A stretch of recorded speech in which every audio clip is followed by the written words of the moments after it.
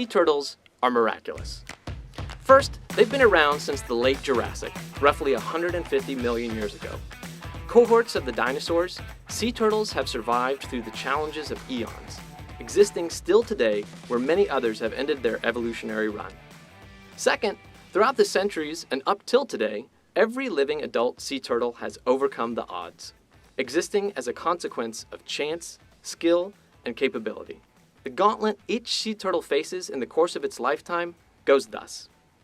First, deposit as a clutch of leathery ping-pong ball-sized eggs into a nesting pit dug by its mother high on the beach. Of the 50 to 200 eggs laid, roughly 20% will never hatch.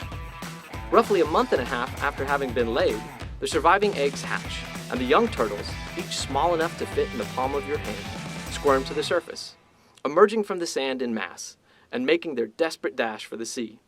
Along the way, debris, pitfalls, crabs, gulls, raccoons, and other threats will claim roughly 50% of those who rose from the sand. For those that actually reach the surf, they trade one set of threats for another, as they first face the repelling force of the waves and then find a whole new host of predators awaiting them. Various fish, dolphins, sharks, and seabirds as the young turtles come to the surface for air. For their first few days of life, should they count themselves amongst the living, the vulnerable turtles swim frantically forward. Ultimately, they will often look to settle in a patch of flotsam, preferably a patch of floating seaweed. Now, for the next several months, they will seek to avoid those that would eat them, find that which they might eat themselves, and not fall to the pressures of challenging weather or unfortunate currents. In this phase, roughly 50% of those who reach the surf will perish. Ultimately, with the passage of years, the survivors will increase in size, from that of a dinner plate at year 1 to that of a dinner table, in the case of one species at least, the leatherback, a decade or so later. With size comes some measure of protection. The only truly worrisome predators now are some of the larger shark species, bulls, tigers, and whites, and the occasional killer whale. At approximately 2 decades of age, the survivors will be old enough themselves to breed and continue the cycle which their very existence heralds. Of those that began as eggs on a distant beach, now less than 10% remain. At least, those were the odds prior to significant human interference. Over the past century, and in particular in the last several decades, human endeavors, from beach development to plastic refuse to poaching, long lines, nets, and even noxious chemicals, including oil, have upped the ante for sea turtles, causing their survival rate to drop to around 1% or less from each nesting cycle.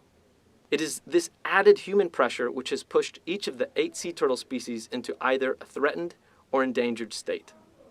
For while they have evolved to overcome a host of obstacles, the most recent has arisen so quickly and at such scale that the species find themselves overwhelmed. So let's quickly recap this cycle of odds. Using a hypothetical nesting season, for females may nest multiple times in a single year, of 1,000 eggs, for sake of ease. 1,000 eggs laid. 800 hatch. 400 make it to the water. 200 progress toward adulthood. 20 survive to breeding age, that is, without human interference. 2 survive to breeding age with human interference. So, a breeding adult sea turtle is the very embodiment of a long shot. It is the exception, not the rule. A jackpot. It is, in a very real sense, a miracle.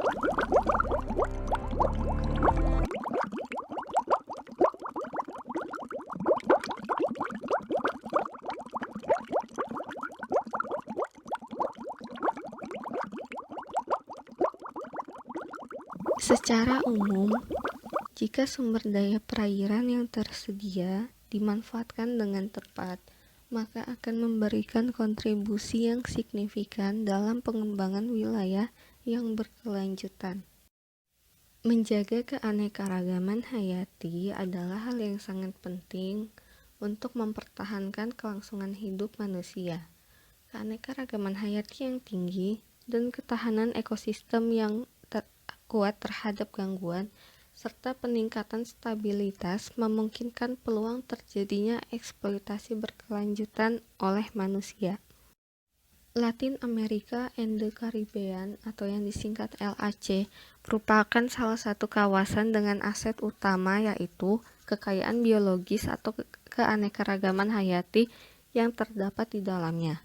Hilangnya eksistensi keanekaragaman hayati yang berkelanjutan yang terjadi di LAC merupakan salah satu masalah lingkungan dengan skala global. Perjanjian internasional yang dikenal sebagai Konvensi Keanekaragaman Hayati atau Convention of Biological Diversity dibuat untuk menghadapi permasalahan ini dengan 3 tujuan, yaitu konservasi keanekaragaman hayati, penggunaan komponen secara berkelanjutan, serta adil dan merata dalam pemanfaatan sumber daya.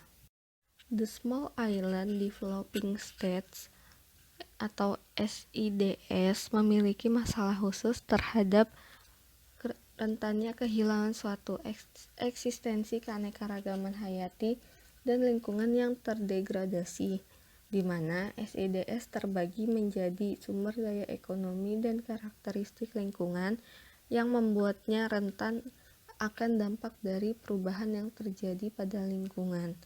Perubahan lingkungan yang terjadi seperti yang disebabkan oleh iklim yang berubah karena sebagian besar daratannya adalah pesisir dengan ekosistem darat dan laut yang berdekatan.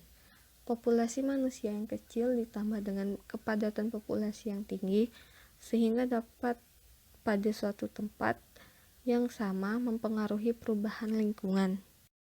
SIDS memiliki ketergantungan akan sumber daya alam yang dieksploitasi dan ekonomi yang berorientasi pada pariwisata. Kurangnya sumber pemasukan ekonomi mengakibatkan SIDS rentan terhadap kinerja ekonomi yang tidak stabil. Hal ini menyebabkan SIDS sangat bergantung pada negara maju untuk penyerapan ekspor dan sebagai sumber impor.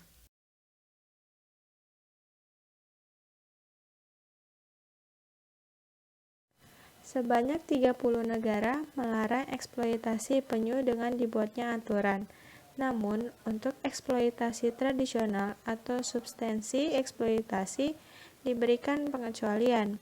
Dalam 43 negara yang telah diteliti, 29 negara diantaranya memiliki undang-undang perlindungan terhadap penyu.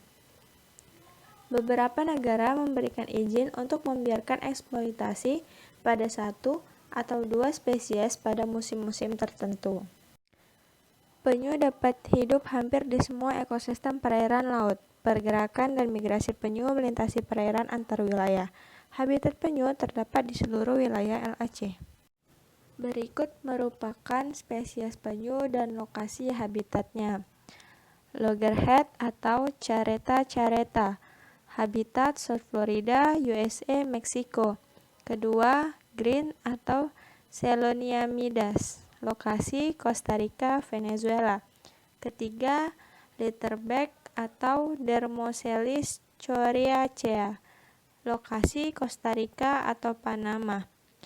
Keempat, Hawksbill atau Eretmocelis imbricata, lokasi Meksiko, Puerto Rico, Barbados. Kelima, Kemp's Ridley atau Lepidocelis kempi, lokasi Meksiko. Lalu Olive Ridley atau Lepidocelis olivacea, lokasi Suriname atau Fr. Guyana. 6 dari 7 spesies penyu di dunia ditemukan di wilayah LAC. Setiap spesies melewati fase kehidupannya menghabiskan waktu di daerah tersebut, di mana fase yang telah dilewati mulai dari fase reproduktif, oceanic juvenile, neritic juvenile, remaja, dan dewasa. Sebanyak 30 negara melarang eksploitasi penyu dengan dibuatnya aturan. Namun, untuk eksploitasi tradisional atau substansi eksploitasi diberikan pengecualian. Dalam 43 negara yang telah diteliti, 29 negara diantaranya memiliki undang-undang perlindungan terhadap penyu. Beberapa negara memberikan izin untuk membiarkan eksploitasi pada satu atau 2 spesies pada musim-musim tertentu.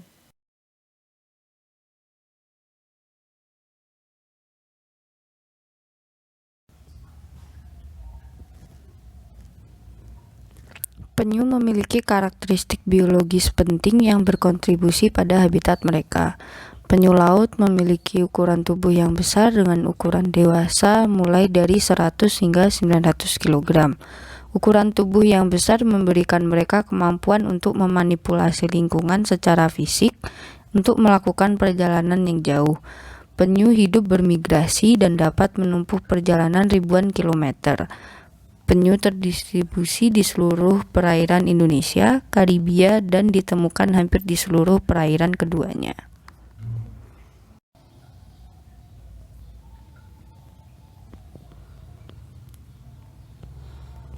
Penyu hijau atau Seloniamidas adalah herbivora dengan ukuran dewasa mencapai 300 kg dan hidup di dekat lingkungan pantai dengan memakan lamun jenis Thalassia testudinum dan berbagai jenis ganggang.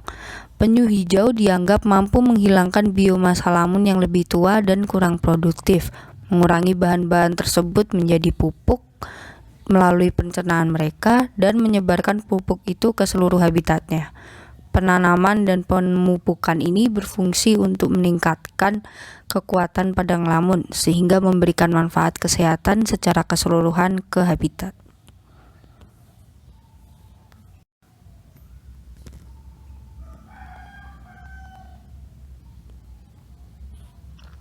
Penyu sisik atau Eretmoselis imbricata juga memiliki peran ekologis yang penting bagi ekosistem terumbu Karibia. Penyu sisik adalah penghuni terumbu karang, menghabiskan masa remaja mereka yang besar atau orang dewasa tinggal di habitat terumbu. Penyu sisik memainkan peran penting dalam menjaga keanekaragaman spesies di habitat terumbu Karibia dengan mengurangi populasi spons sebagai makanan mereka, sehingga keanekaragaman spesies terumbu dipertahankan.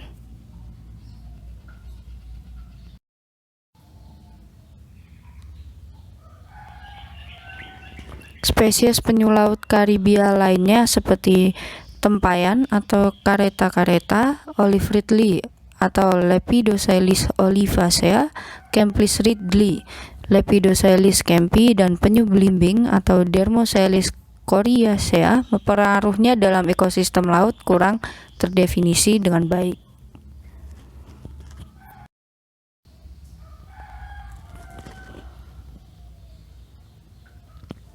Penyu belimbing atau Dermoselis coriacea merupakan konsumen ubur-ubur dan mengonsumsi sebagian besar ubur-ubur. Ubur-ubur memainkan peran penting dalam penataan jaring makanan laut dan dapat bertindak sebagai predator puncak dalam sistem tersebut. Dalam beberapa kasus penangkapan ikan berlebihan atau gangguan ekosistem besar lainnya sebenarnya telah memungkinkan ubur-ubur mendominasi ekosistem. Pergeseran ekosistem yang didominasi invertebrata mengancam sumber daya perikanan komersial. Sebagai satu-satunya mewajibkan konsumen ubur-ubur, ada kemungkinan bahwa penyu belimbing berperan dalam mencegah pergeseran tersebut.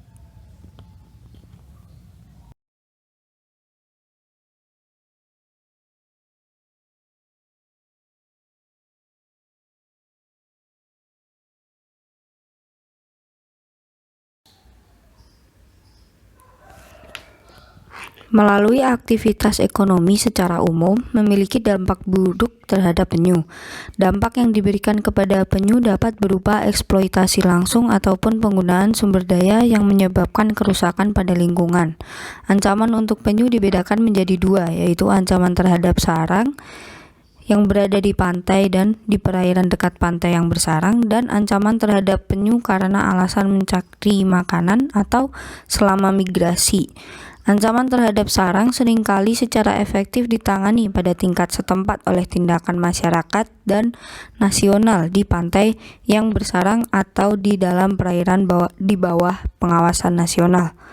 Ancaman terhadap daerah bersarang seperti rute migrasi terbuka atau di wilayah pengawasan nasional lainnya dapat lebih sulit diatasi karena hal itu menuntut adanya tindakan multilateral dalam pengawasan nasional lain dan di perairan internasional. Penilaian ekonomi dari sumber daya mengikuti 4 langkah umum, yaitu mengidentifikasi pelayanan atau jasa penyu terhadap ekosistem sehingga perlu dilakukan seleksi dari valuasi alat. Lalu latihan valuasi dilakukan untuk mencapai dorongan retribusi dan kebijakan yang tepat untuk diambil.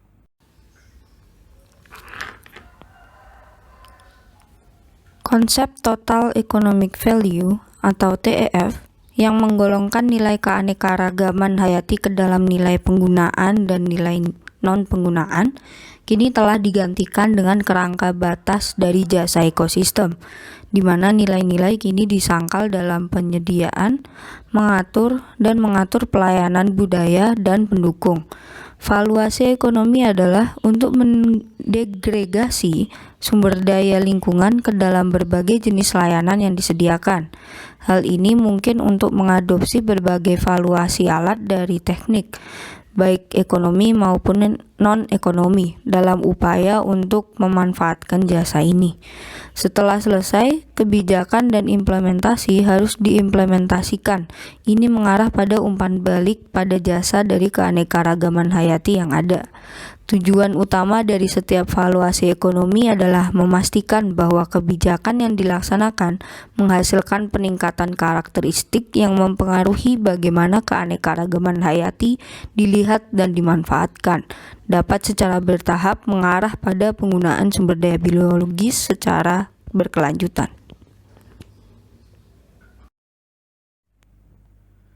Dalam upaya konservasi penyu di LAC atau di Laut Karibia perlu dilakukan 3 hal, yaitu upaya yang perlu diintegrasikan dalam rencana regional yang memfasilitasi pada sumber daya bersama. Kedua, perlu adanya pembenaran mengidentifikasi penyu untuk kesejahteraan manusia. Ketiga, kita perlu memperkirakan nilai moneter. Untuk mencapai hasil yang diinginkan, butuhkan upaya bersama para ekonom dan ekolog untuk memetakan dengan tepat kontribusi penyu ke setiap kategori jasa ekosistem. Setelah ini dilakukan, ada kebutuhan untuk mengidentifikasi metode valuasi yang tepat untuk setiap jenis layanan yang diberikan.